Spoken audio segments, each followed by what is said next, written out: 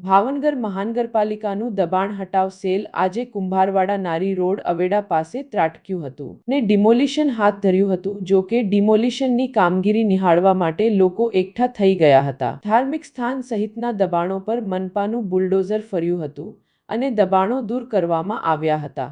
જો કે અન્ય વિસ્તારમાંથી પણ દબાણો દૂર કરવામાં આવ્યા હોવાનું જાણવા મળ્યું છે।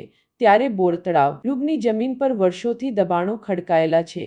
તે મામલે સાધારણ સભામાં અનેકવાર પ્રશ્નો ઉઠ્યા છે, પરંતુ કોઈને કોઈ કારણોસર ડૂબની જમીન પરના દબાણો દૂર કરવામાં આવતા નથી। અત્યાર સુધી વિરોધ પક્ષના કોર્પોરેટરો દ્વારા દબાણનો પ્રશ્ન ઉઠાવવામાં આવતો હતો, ત્યારે તાજેતરમાં મળેલી સાધારણ સભામાં શાસક પક્ષના કોર્પોરેટરોએ પણ ડૂબની જમીન પરના દબાણો દૂર કરવા જોઈએ તેવી સંમતિ ઉચ્ચારી હતી। ત્યારે હવે બોરતળાવ ડૂબની જમીનની ઉપર અને નીચેના દબાણો ક્યારે દૂર થશે તે જોવું રહ્યું।